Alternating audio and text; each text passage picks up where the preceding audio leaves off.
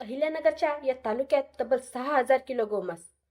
महाराष्ट्रात गोहत्या करण्यास, गोमांस साठवण्यास, विकण्यास तसेच सेवन करण्यास सक्त मनाई आहे. तरी पण अधूनमधून गोहत्याच्या बऱ्याच बातम्या आपल्याला कळतात. असाच एक प्रकार 23 जानेवारीला समोर आला. संगमनेरमधील जुनजोवे रोडवरील न्यू सेवा सॉमिलच्या समोरील बाजूस एक वाडा आहे. या वाड्यावर 23 जानेवारी रोजी स्थानिक गुन्हा शाखेने मध्यरात्री धाड घातली. या धाडीदरम्यान पोलिसांना तब्बल 6,000 किलो गोमांस मिळालं. पोलिसांनी धाड घातली त्यावेळेस गुन्हेगार गाडीत गोमांस भरत होते. अंधाराचा फायदा घेऊन पाचही गुन्हेगार तिथून फरार झाले. गोमांसाबरोबरच पोलिसांना नवजिवंत गोवंशीय तसेच 33,31,000ची रक्कमही मिळाली आहे. या पाचही गुन्हेगारांवर भारतीय न्याय संहिता तसेच महाराष्ट्र पशु संरक्षण कायद्याअंतर्गत गुन्हा दाखल करण्यात आला आहे. संगमनेरमधील ही चौथी मोठी कारवाई आहे.